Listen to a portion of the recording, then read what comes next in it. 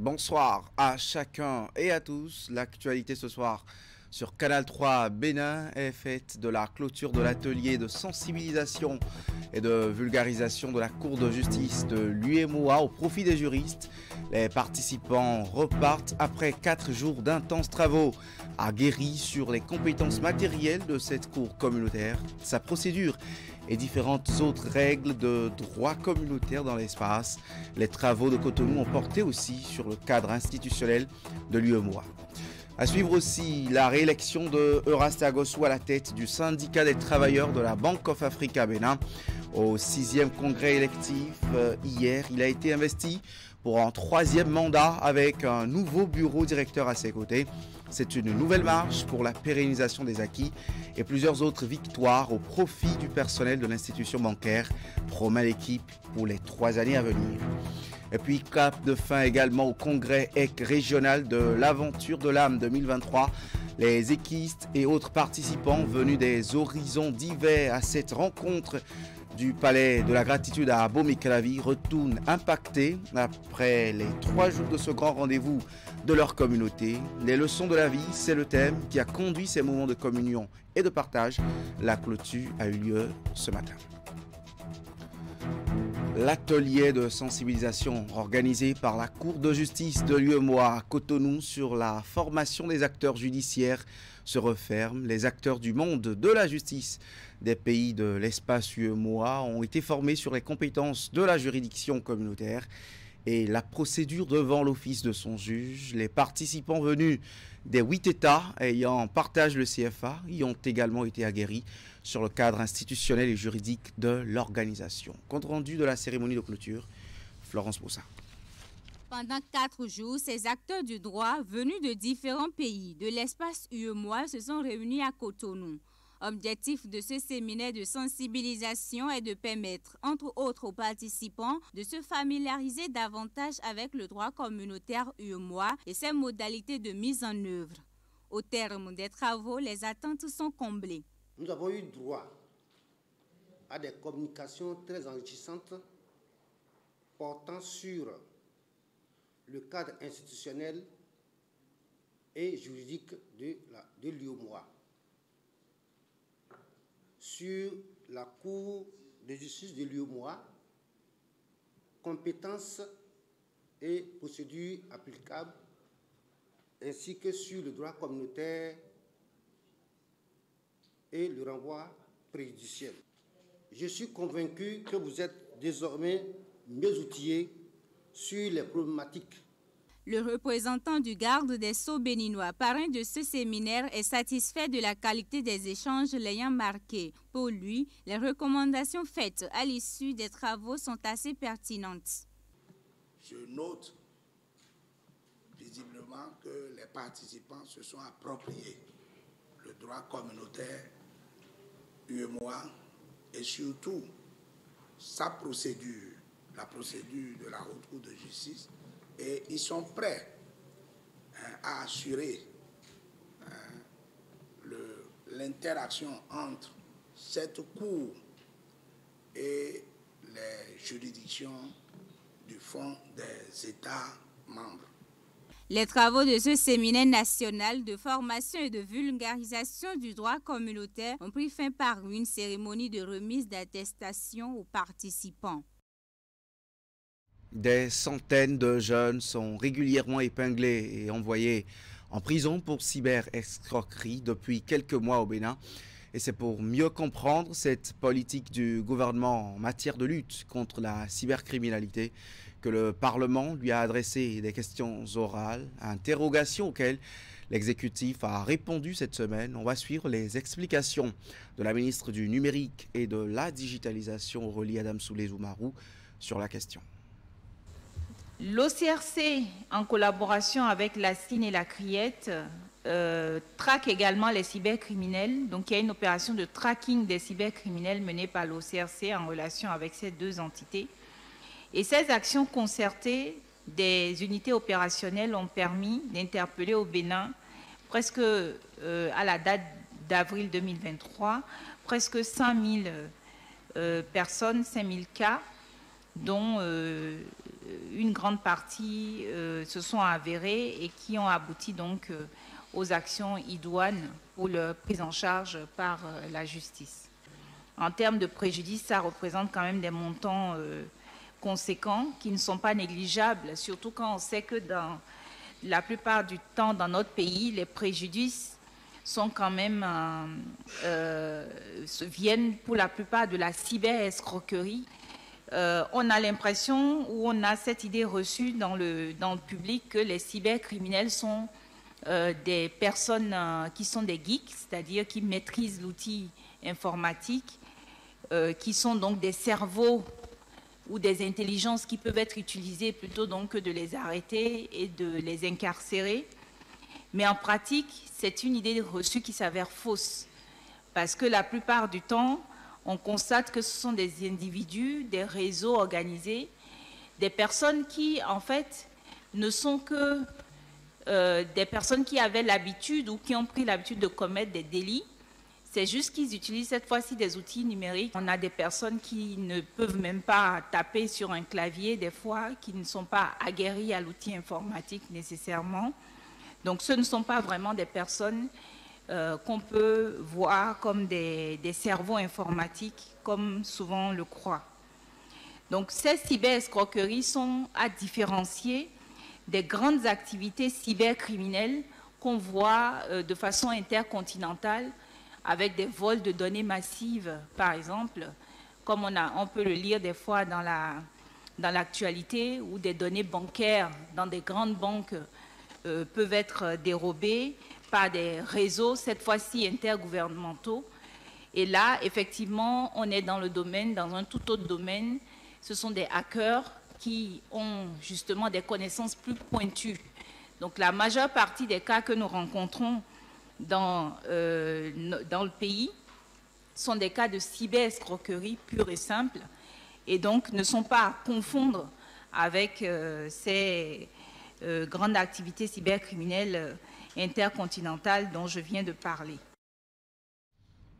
Réaction spontanée des députés après la réponse du gouvernement. On va suivre les opinions de quelques élus au sujet de cette politique du gouvernement en matière de lutte contre la cybercriminalité. Ils sont au micro de Emma Rodon.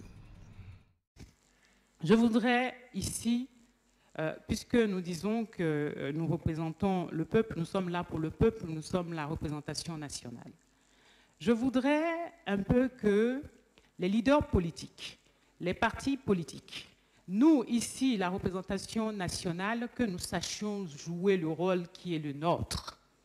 Parce qu'une fois nos jeunes frères, une fois notre jeunesse disent petits cyber-escrocs envoyés en tôle, il faut que nous cessions de leur faire croire que ce crime-là n'en est pas un et de penser, de vouloir, et il faut que nous cessions de vouloir faire d'eux des héros. Ce ne sont pas des héros, ce sont des criminels. Et quand on envoie un criminel dans une maison d'arrêt, c'est pour lui permettre d'y passer le temps nécessaire afin d'enclencher un processus de changement. La lutte contre la cybercriminalité doit partir des familles, des parents, surtout les mesures préventives en matière d'éducation des enfants, la prise en compte des mesures dans les programmes des écoles et les centres de formation professionnelle et l'implication des élus locaux, surtout les chefs villages et chefs quartiers dans nos communes. Je voudrais remercier Madame la ministre pour cet exposé. Mais après elle, il faudrait aussi qu'on puisse remercier les cadres, les techniciens, notamment ceux de l'OCRC, pour les prouesses qui sont les leurs, parce que personne ne s'imagine s'ils n'étaient pas aussi bien équipés et aussi bien vigilants, tous ces jeunes-là, ce que notre pays allait devenir, parce que le nombre est de plus en plus croissant et même effrayant. Mais ça, c'est la partie répressive. Et la prévention. Je reviens au gouvernement pour dire que il faudrait qu'il puisse accélérer le programme de la formation technique et professionnelle. Parce que ces jeunes, lorsque vous essayez de discuter avec eux, ce sont des gens qui sont prêts à retourner, mais même après quelques jours de séjour dans les maisons d'arrêt. Ils sont prêts à retourner parce qu'ils estiment qu'eux, ils n'ont que cette porte de sortie. Si de nos universités ne sortent que des gens qui sont capables de devenir des tenanciers de kiosques de mobile money ou des administrateurs de groupes WhatsApp, on ne va pas s'étonner qu'un grand nombre puisse avoir recours à la cybercriminalité. Le gouvernement doit pouvoir accélérer le programme de formation professionnelle pour que ces gens-là puissent avoir quelque chose à faire. Parce qu'aujourd'hui, ils ne savent rien faire. Donc, quand ils trouvent le mécanisme de cybercriminalité, ici en gouffre. Donc, c'est bon la répression, mais privilégions la prévention. Je voudrais profiter de l'occasion pour remercier donc l'OCRC qui fait un travail formidable. Mais je voudrais que le gouvernement puisse suivre, puisse avoir un suivi par rapport à ces jeunes-là qui sont déposés dans nos géoles. Parce qu'on constate que depuis les géoles, ces jeunes continuent de travailler allègrement, avec élégance même. Ils continuent d'arnaquer. On dirait que la prison est comme une couverture pour eux et ils profitent donc de ça pour arnaquer. On sait que l'opération se fait sur la base donc des ordinateurs et des portables. Alors que dans nos prisons, l'utilisation des portables est interdite. Mais comment se fait-il que ces jeunes continuent de travailler avec élégance dans les prisons alors que l'utilisation des portables est interdite dans les prisons? Pour faire face durablement au chômage et au sous-emploi des jeunes, il faut élaborer et mettre en œuvre des programmes de volontariat qui forment aux valeurs civiques et citoyennes et qui préparent les jeunes à une insertion sociale et professionnelle structurée. Notre pays pourra aussi se doter d'une loi sur le volontariat. On en a assez parlé de l'inadaptation de nos curricula de formation scolaire et estudiantine avec les réalités du marché du travail. Il faut prendre le taureau par les cornes et changer d'école, transformer notre école. Chacun de nous est donc sommé d'assumer sa part de responsabilité. Parce que je dis et je le répète, tout le monde est coupable. Les membres du comité d'orientation et de suivi du programme d'appui à la gouvernance et au renforcement de l'attractivité territoriale Agora ont cette semaine tenu leur première session spéciale. Cette rencontre a permis de réfléchir autour des acquis et imperfections constatées dans la mise en œuvre de ce programme. La session a réuni à Komigea, dans la commune de Ndali, tous les acteurs impliqués dans cette initiative intervenant dans les 27 communes des départements du Septentrion. Le lancement des travaux avec Epiphane Chabi.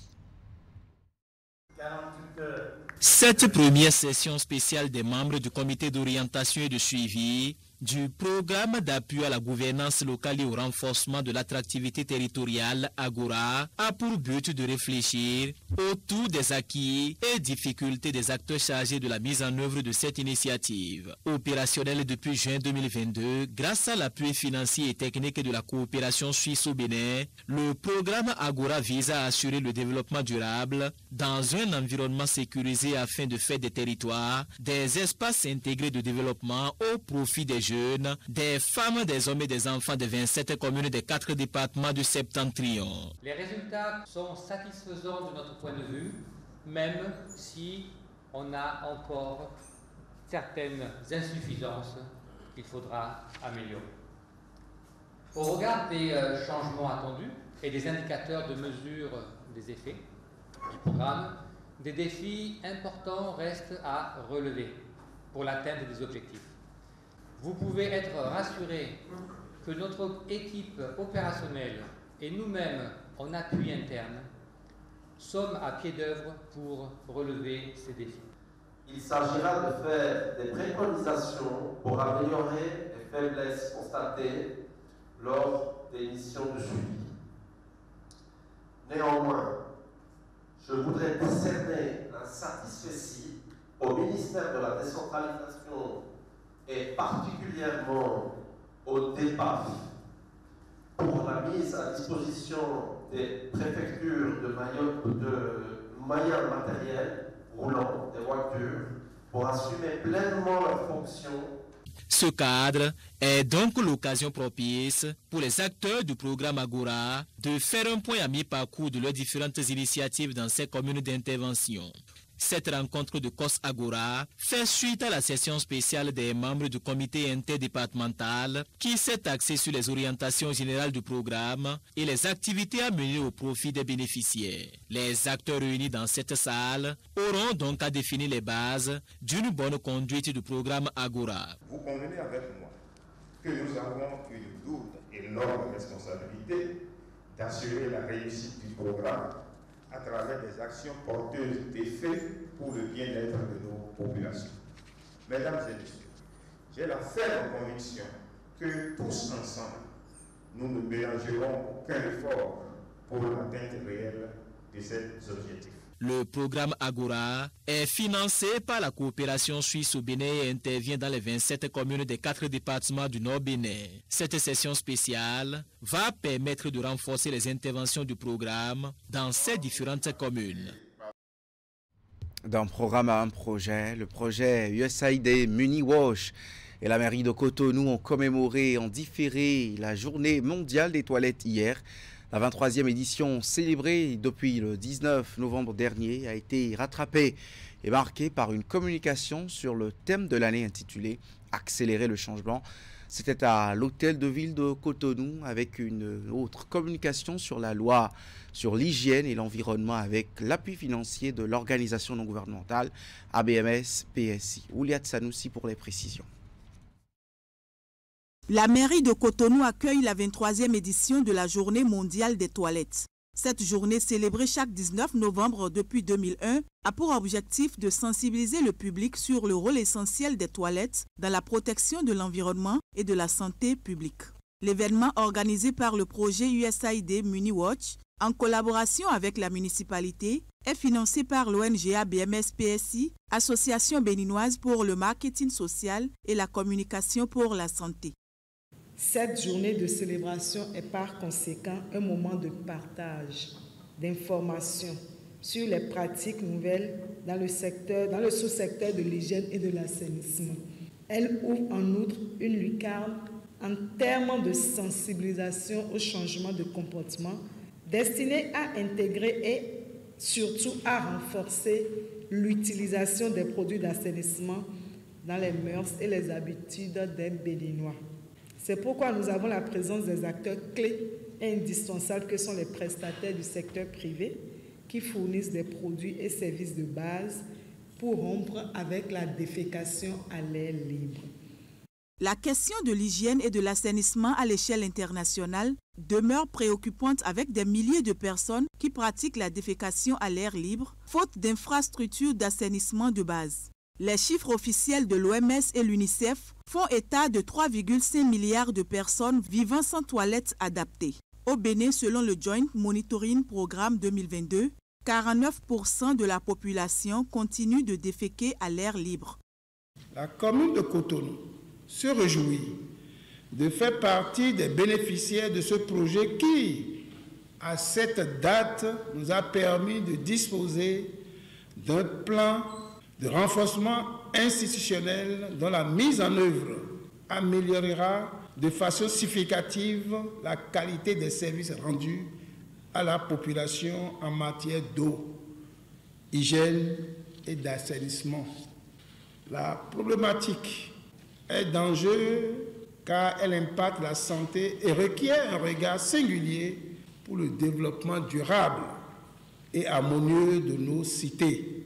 Le défi est encore important et nous devons continuer la lutte pour l'accès des populations au système d'assainissement adéquat. La mobilisation ne doit donc pas faiblir. Le projet USAID MuniWash continue de jouer sa partition avec l'implication effective des municipalités et des partenaires dans le but de répondre aux besoins des populations. Puis-je vous L'administration municipale s'engage ainsi à accompagner le secteur privé dans ces initiatives. Cette journée des toilettes célébrée en différé à la mairie de Cotonou est meublée par une présentation à l'assistance des technologies innovantes développées dans le sous-secteur par MuniWash et une communication sur la loi numéro 2022-04 du 16 février 2022 sur l'hygiène publique en République du Bénin. Tout ceci est suivi d'une exposition des produits d'assainissement. Le chapitre béninois de Women in Global Health, fondé depuis octobre 2021, a procédé hier au lancement officiel de ses activités. La journée de lancement s'est tenue au champ de foire de Cotonou en présence de la ministre des Affaires sociales et de la microfinance. Voici le résumé de la cérémonie. Elles sont des femmes audacieuses et assoiffées de changement. Elles ont décidé d'unir leurs forces pour faire avancer l'égalité des sexes dans divers domaines de la santé et domaines connexes. Fondé en octobre 2021, enregistré en décembre 2022, le Women in Global Health Bénin, dont la mission est de plaider pour le leadership féminin dans le secteur de la santé, lance officiellement ses activités. Le lancement de cette association marque le début de voyage passionnant vers le leadership des femmes dans le secteur de la santé, non seulement au Bénin, mais à l'échelle mondiale. Nous aspirons à briser les barrières qui entravent la pleine participation des femmes, que ce soit dans la prise de décision, la recherche, la prestation de soins de santé ou d'autres domaines cruciaux de la santé. Il est important de souligner que le but ultime de Women Global Health Bénin est de parvenir à l'amélioration de la santé et à réduire les inégalités de santé au sein de nos populations par la participation et l'engagement des femmes leaders en santé. La représentante du ministre de la Santé dans son allocution a salué l'initiative et a réaffirmé l'engagement du ministère de la Santé à accompagner l'organisation dans leurs différentes actions. Le secteur de la santé renouvelle ses engagements et je ne doute pas que les activités qui seront mises en place et qui seront déployées par le secteur bénin seront des activités valorisantes qui vont permettre d'inverser cette tendance et nous permettre d'améliorer notre représentativité, je parle aussi en tant que femme, au sein des instances de décision. Et donc je renouvelle la disponibilité et l'engagement du ministère de la Santé à l'accompagnement de toutes ces initiatives. La vision du Women in Global Health Bénin, qui est en phase avec le programme d'action du gouvernement 2021-2026, impacte aussi le domaine social. Le ministre de l'Action sociale assure sa contribution à l'atteinte des objectifs du VGH Bénin et à l'amélioration des conditions de toute la population et des femmes en particulier. Construit le mouvement du VGH pour le leadership des femmes et l'égalité des sexes dans le domaine de la santé. Ainsi définis, vos objectifs sont en phase avec les objectifs de développement durable, notamment l'ODD 5, qui vise à réaliser l'égalité des sexes. Votre vision est également en cohérence avec le programme d'action du gouvernement, le PAG 2021-2026. Votre leitmotiv est d'abord social.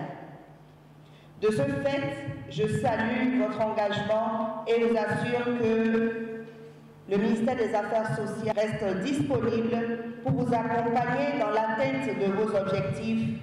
Je voudrais terminer mes propos en exprimant ma gratitude aux différents acteurs qui ont œuvré pour l'organisation et la réussite de cet événement. Et c'est sur ces mots de gratitude que je déclare officiellement lancer cette association Women in Global Health.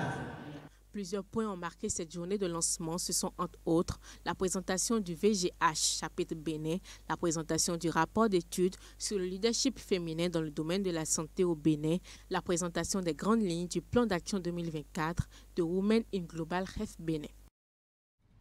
Et sur ces images maintenant, le syndicat des travailleurs de la Bank of Africa Bénin qui renouvelle sa confiance à son secrétaire général, Eraste Ferry-Jimmy Agossou, est réélu bien sûr pour un autre mandat de 3 ans à la tête de cette organisation syndicale par ses collègues. Le congrès électif qui a vu le bureau directeur du Centrabewa se renouveler avec plusieurs entrées s'est déroulé hier au Champ d'Oiseaux de Cotonou. un 6e congrès depuis la création de ce syndicat. Les précisions sur cette information dans le 7h demain avec Teddy Goudalor dans Actu Matin. Et puis dans la suite de cette édition, 3 jours d'enseignement bien remplis sur les leçons spirituelles de la vie. C'est ce qu'il faut retenir du congrès EC régional de l'aventure de l'âme 2023. Les équistes repartent satisfaits d'avoir tenu le pari d'une telle organisation au Palais de la Gratitude à Arconville-Zopa. Ce matin même, nous sommes dans la commune d'Amomey-Calavi.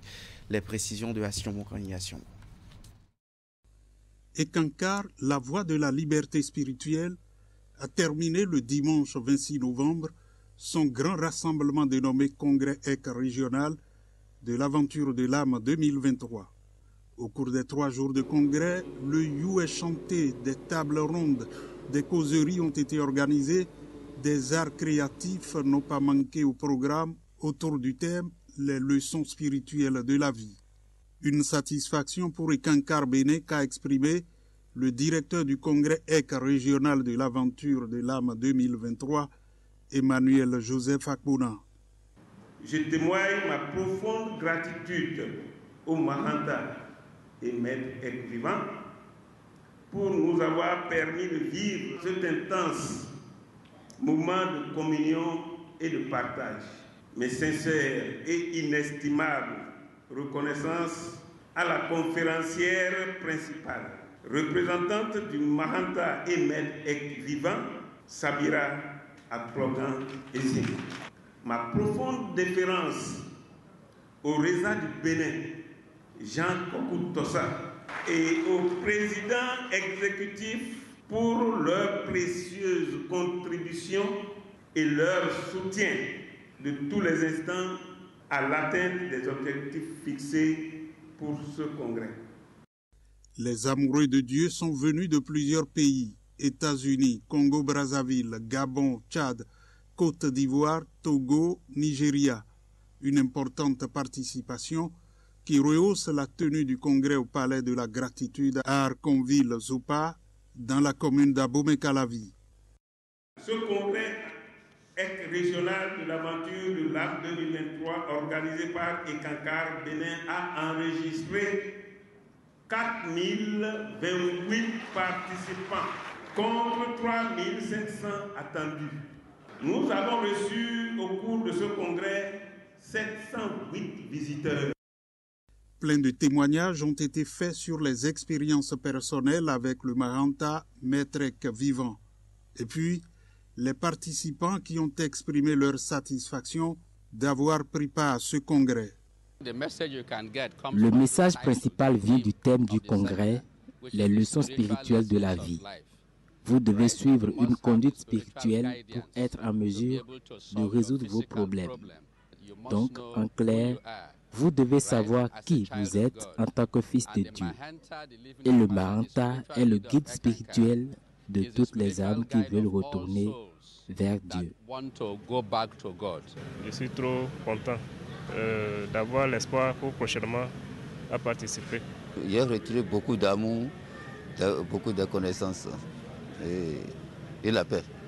Plusieurs activités ont été organisées au cours du congrès. Entre autres, le coloriage, l'histoire EC, la clé d'opportunité, des jeux, puis des dessins relatifs aux différents maîtres EC et l'équiste. Le directeur du congrès EC régional de l'âme, l'aventure 2023 est le nouveau, est Narcisse Yawissi. L'annonce a été faite au thème de cette rencontre. Emmanuel Joseph Akponan lui a passé la main sous des ovations nourries. Ce journal va s'achever avec cette date, le 30 novembre prochain, où l'Agence nationale des transports terrestres va procéder au lancement officiel du projet Sécuroute. Ce sera au Palais des Congrès de Cotonou. C'est un projet qui ambitionne de révolutionner la sécurité routière au Bénin. En prélude à cet important rendez-vous, l'ANAT est en campagne d'information et de sensibilisation sur le terrain à travers des conférences publiques. Première étape de cette tournée, Parakou dans le département du Borgour. Sur place, le directeur général et ses collaborateurs ont expliqué le bien fondé de cette réforme aux usagers de la route. Jacques Dégbé. Ce système fonctionne à merveille. C'est à travers des présentations détaillées suivies des débats que le directeur général de l'ANAT et ses collaborateurs ont exposé les tenants et aboutissants du projet Sécuroute, un programme national initié et financé par le gouvernement béninois qui vise à renforcer la sécurité routière au Bénin. Sécuroute est un système national qui a comme finalité le renforcement du respect des obligations des usagers de la route. Cette solution de veille et de prévention des dommages humains et matériels consiste d'abord à la fiabilisation des données du parc automobile roulant par la pose de vignettes appelée Sécuroute. Lors de contrôles techniques, les usagers qui peuvent vérifier en ligne la propriété, la conformité du véhicule en ce qui concerne les droits et obligations à l'assurance du véhicule, aux informations du contrôle technique. Utilisé par l'ANAT, le Centre national de sécurité routière et la police républicaine, la plateforme Sécuroute est accessible en ligne pour tout type de véhicule à travers le site internet securoute.anat.bj. Ceci après obligatoirement la pose de vignettes sur le pare-vitre du véhicule. Ceux qui sont propriétaires d'un véhicule, ils vont simplement sur securoute.anat.bj et ensuite ils cliquent sur vérifier sur le véhicule en saisissant deux informations. Comme l'écran le montre, vous avez à saisir tout simplement sans vous connecter là où c'est encadré en rouge, d'accord? Donc vous mettez le numéro d'immatriculation de votre véhicule et ensuite quelques caractères de votre châssis. Et en principe, elle vous donne la conformité. Mais la conformité, c'est quoi? C'est celle-là qui vous dit que votre assurance est à jour. C'est celle-là qui vous dit que la TVM est à jour. Et c'est celle-là qui vous dit que vous avez une visite technique à jour. Le paiement de tous ces services, ainsi que les frais de contravention, peuvent se faire par mobile money ou au niveau du trésor public. Mais comment obtient-on la vignette? Le lieu principal pour des véhicules qui roulent déjà, c'est le CNSR. Mais pour des véhicules acquis et en immatriculation, au moment où vous retirez vos titres de transport, carte de grise et plaques fixées, on fait l'association systématiquement sur ce véhicule. La vignette est gratuite. J'ai été sidéré tout à l'heure en lançant sur la plateforme les références de mon véhicule et tout a été révélé. Je suis à jour et ça n'a pas duré 1 minute. Ça nous réjouit beaucoup. Surtout que nous, les transporteurs, on n'a pas perdre le temps.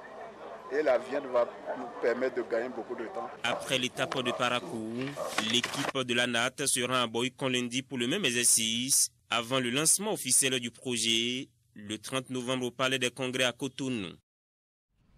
Merci d'avoir suivi cette édition qui s'achève de ce fait. Très bonne suite et fin de week-end et à bientôt.